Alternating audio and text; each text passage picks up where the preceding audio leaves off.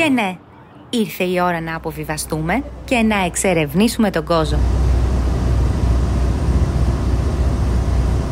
Λέγεται ότι η Καλυψό για 7 ολόκληρα χρόνια είχε εχμαλωτήσει τον Οδυσσέα στον Γκόζο. Βέβαια, η Ωγυγία, δηλαδή το νησί στο οποίο η Καλυψό έκρυβε τον Οδυσσέα κατά τον Όμηρο, ήταν η Γάβδος.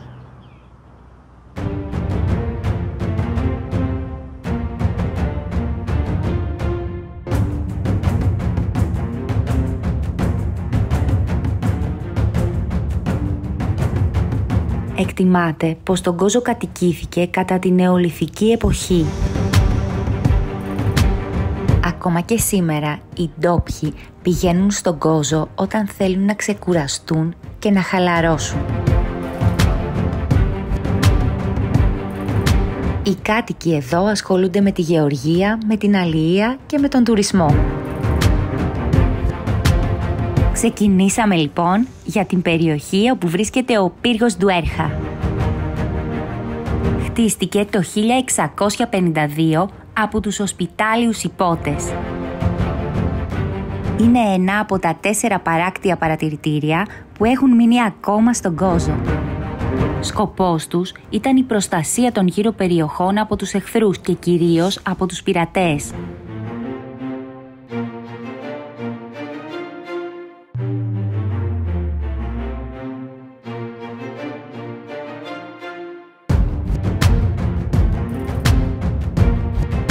Η Μάλτα είναι μία από τις πλέον καθολικές χώρες στον κόσμο. Η επίσημη θρησκεία της Μάλτας είναι ο Ρωμαιοκαθολικισμός. Σχεδόν μόνο το 1% του πληθυσμού ασπάζεται κάποια άλλη θρησκεία.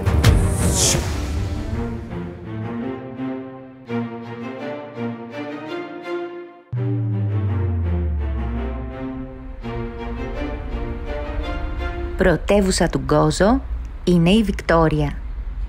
Χτίστηκε από τους Ιωαννίτες Ιππότες. Το πρώτο της όνομα ήταν Ραμπάτ, δηλαδή προάστιο. Το όνομα Βικτόρια δόθηκε στην πρωτεύουσα το 1887 προς τιμή του Χρυσού Ιωβιλέου της διάσημης Βρετανίδας βασίλισσας. Στο κέντρο της πόλης, πάνω σε λόφο, βρίσκεται η εντυπωσιακή Ακρόπολη, η Σιταντέλα.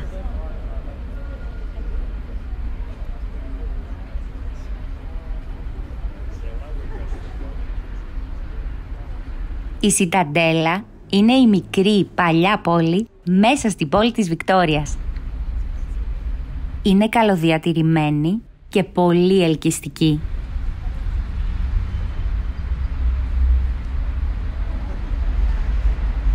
Είναι μια οχυρωμένη πόλη που προσφέρει πανοραμική θέα σε όλο το νησί.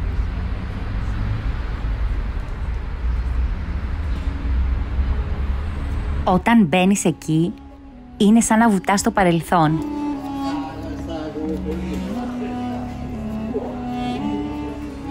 Η Μεσαιωνική Καστροπολιτεία αποτελεί μνημείο παγκόσμιας πολιτιστικής κληρονομιάς της UNESCO.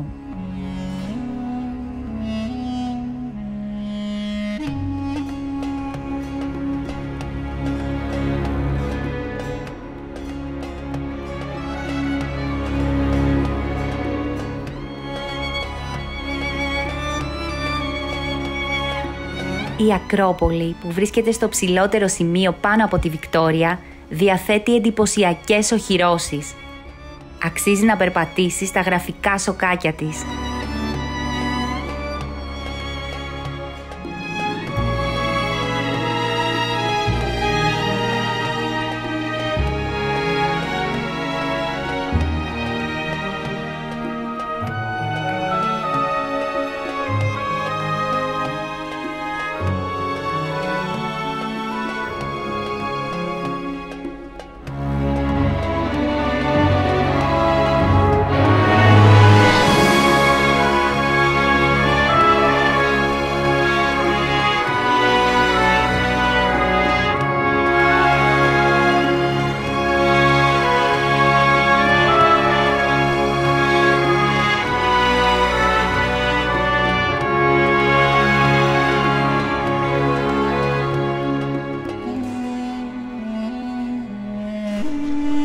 βλέπεις ότι ουσιαστικά είναι μια μικρή πόλη μέσα στη Βικτόρια. Πανέμορφη επίσης. Σε βαθμό που και να πεθάνουμε από τη ζέστη θα αξίζει τον κόπο. Καμιά βουτιά στη θάλασσα θα κάνουμε. Ναι, αφού θα πάμε τώρα στο Blue Lagoon. Τέλεια, τέλος. Φύγαμε λοιπόν για το Blue Lagoon. Πριν φτάσουμε όμως, ας μιλήσουμε λίγο για τη σημαία της Μάλτας. Τα χρώματά της είναι λευκό και κόκκινο. Μάλιστα, το κόκκινο χρώμα είναι 50% κόκκινο του ρουμπινιού και 50% κόκκινο της φωτιάς. Η σημαία της Μάλτας, που καθιερώθηκε στις 21 Σεπτεμβρίου του 1964, όταν δηλαδή η χώρα έγινε ανεξάρτητη, έχει μια διεθνή πρωτοτυπία. Ποια είναι αυτή? Πρόκειται για τη μόνη εθνική σημαία παγκοσμίως που φέρει το σχέδιο από μια άλλη χώρα, δηλαδή από το Ηνωμένο Βασίλειο.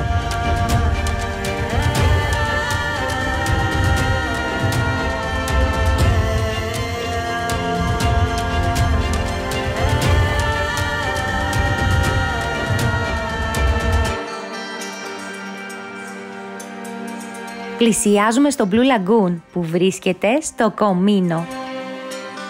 Και το Κομίνο βρίσκεται μεταξύ Μάλτας και Γκόζο και είναι ένα πολύ μικρό νησάκι. Καταλαμβάνει 65 τετραγωνικά χιλιόμετρα.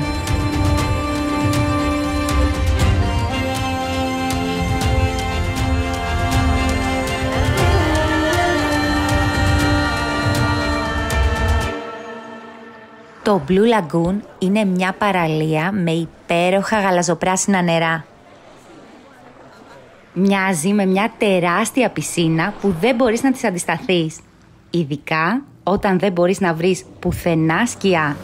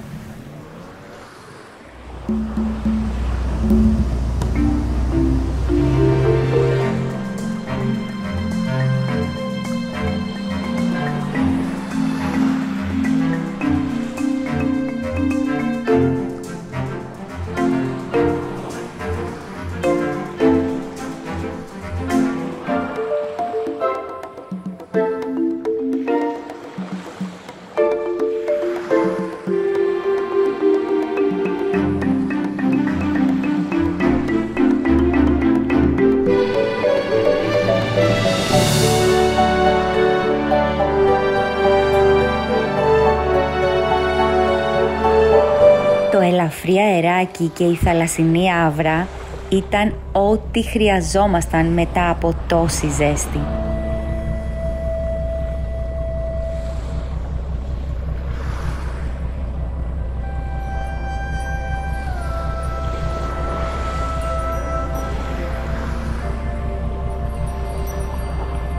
Στο Κομίνο υπάρχουν πολλά θαλάσσια ρεύματα.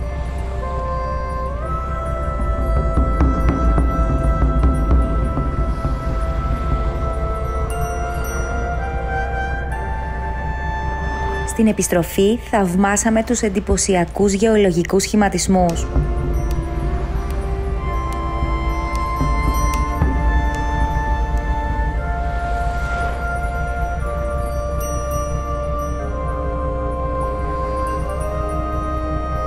Να και ο εντυπωσιακός βράχος του ελέφαντα, βρίσκεται στην ανατολική πλευρά του Κομίνο.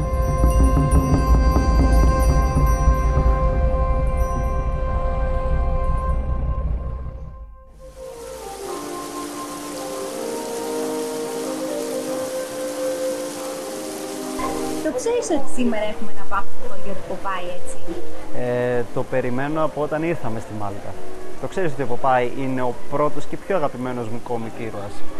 Και επίσης, στην ταινία που γυρίστηκε στο χωριό που θα πάμε τώρα, πρωταγωνιστής ο Ρόμπιν Βίλιαμς, ο οποίος είναι ο αγαπημένος μου ηθοποιός ever. Λοιπόν, όλα αυτά τα ξέρω, γι' αυτό και περιμένω να συγκινηθείς πολύ σήμερα. Έχω ήδη συγκινηθεί. Πριν καν πάμε.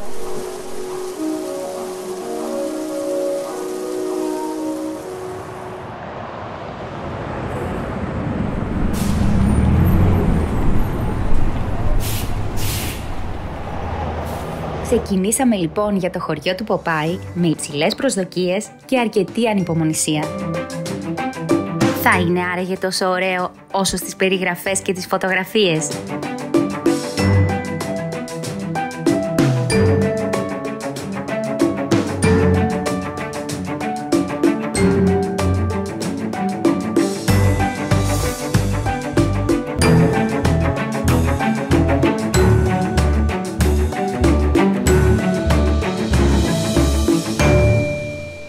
Οι επισκέπτες έχουν την ευκαιρία να δουν από κοντά και να εξερευνήσουν ένα παραμυθένιο κινηματογραφικό σκηνικό. Το χωριό του Ποπάη βρίσκεται στη βόρεια πλευρά της Μάλτας, στον κόλπο του Έγκορ Μπέι.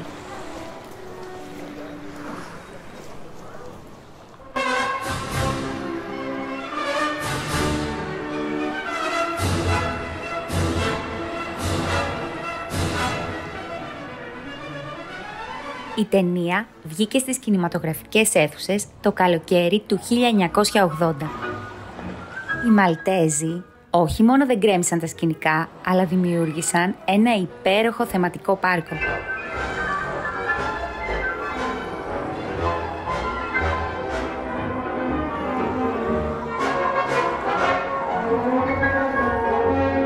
Το 1979 χτίστηκε εδώ ένα ολόκληρο χωριό από ξύλο για να φιλοξενήσει τα γυρίσματα του musical Ποπάη ο Ναύτης με πρωταγωνιστή το Ρόμπιν Βίλιαμς.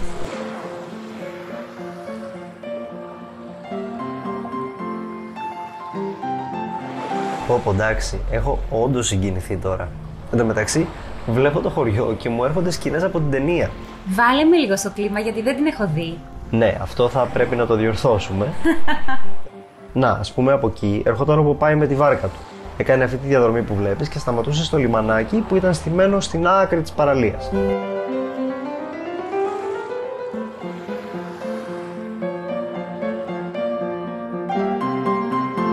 Και όταν βγήκε από τη βάρκα του και ανέβηκε στο λιμάνι, από αυτή την πόρτα που βλέπεις εκεί στο βάθος που έχει το δολάριο πάνω, έβγαινε ο εφοριακός, ο οποίος γενικά αυτό που έκανε ήταν να φορολογεί όποιον έβρισκε μπροστά του για το οτιδήποτε. Οπότε με το που ήρθε ο Ποπάη πήγε να τον καλωσορίσει. Βλέπεις αυτή την ξύλινη τσουλήθρα που καταλήγει προς τη θάλασσα? Ναι, ναι. Εκεί στην κορυφή είχε κάνει μια καλύβα ο Ποπάη, την οποία εννοείται μόλις πήρε χαμπάρι ο εφοριακός πήγε να τη φορολογήσει. Οπότε ο Ποπάη τον έσπρωξε και τον έριξε στη θάλασσα. Και μετά από αυτό βγήκε όλη η πόλη να γιορτάσει που τους απάλλαξε από τον εφοριακό. Εν τω μεταξύ, καταλαβαίνεις ποια ταινία θα δούμε μόλις γυρίσουμε στην Αθήνα, έτσι? Κάτι έχω καταλάβει. Το Sweet Haven, όπως λεγόταν το χωριό του Ποπάη στην ταινία, είναι σήμερα ένας πολυχώρος όπου μπορείς να χαλαρώσεις, να απολαύσεις καφέ και φαγητό και φυσικά να διασκεδάσεις στο water park. Το χωριό του Ποπάη άφησε στο μυαλό μας ξεχωριστές εικόνες. Και ναι, ήταν τόσο ωραίο.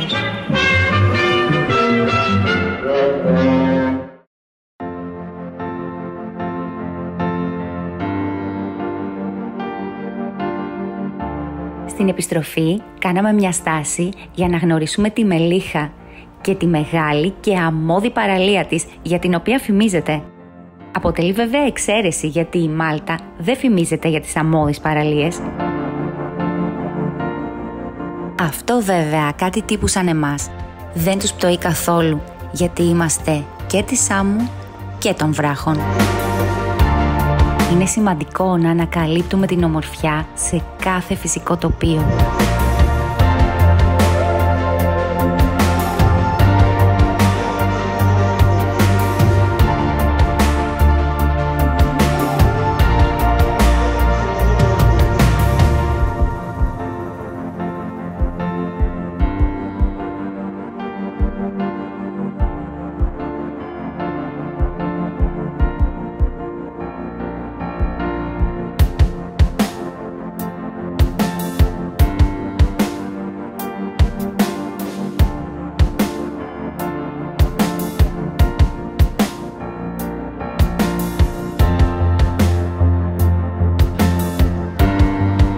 τώρα μετά και από τον Ποπάι μπορώ επίσημα να πω ότι την έχω αγαπήσει στη Μάλτα.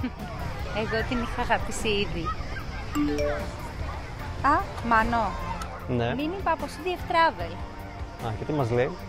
Λέει αν θέλουμε να φύγουμε αύριο το βράδυ, αντί πότε ήταν να φύγουμε? Αύριο το πρωί, 11 η ώρα.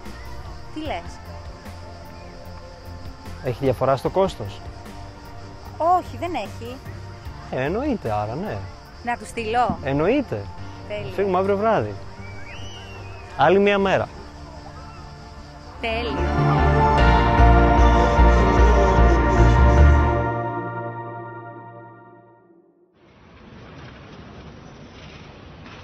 Την τελευταία μέρα αποφασίσαμε να την περάσουμε χαλαρά και φυσικά να δούμε το μέρος στο οποίο μέναμε και μέχρι τώρα δεν είχαμε το χρόνο να ανακαλύψουμε.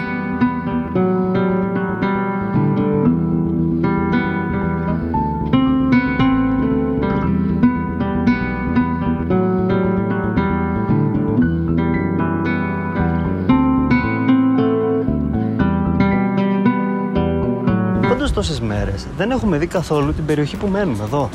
Ναι, αλλά έχω σχέδιο. Σήμερα θα δούμε τα μέρη μας. Μα έπρεπε.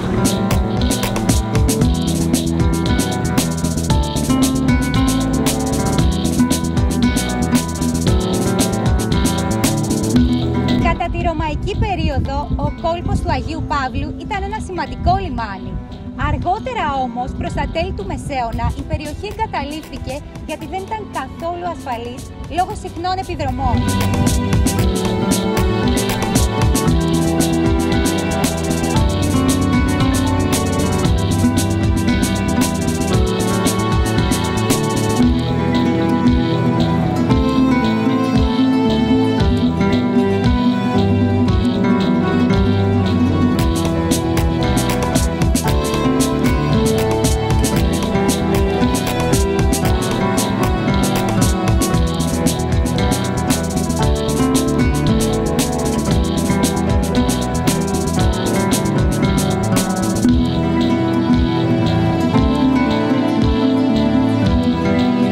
Ο κόλπος του Αγίου Παύλου ήταν το ιδανικό μέρος για να γίνουμε από ταξιδιώτες τουρίστες.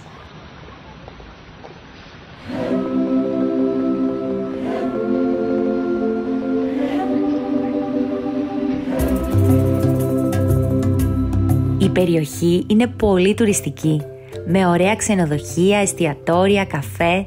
Γενικά την προτιμούν όσοι θέλουν να συνδυάσουν τη διασκέδαση με την ξεκούραση.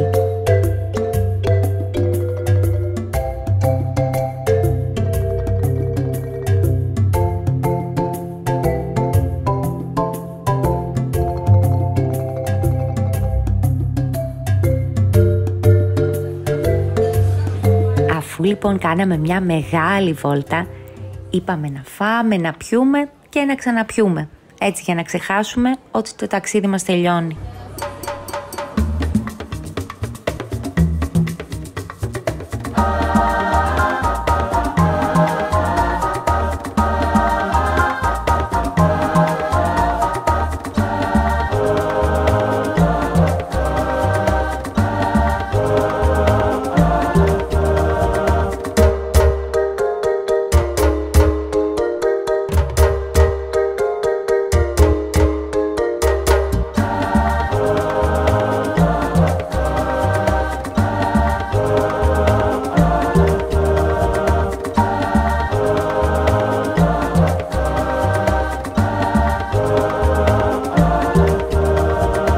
Τόσο μικρή κουκκίδα στο χάρτη χωράει τόση Μεσόγειο.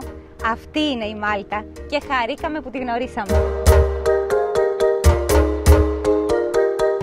Πώς σας φάνηκε η Μάλτα? Κάντε subscribe και πατήστε το κουδουνάκι που βρίσκεται δίπλα για να μην χάνετε κανένα νέο μας βίντεο.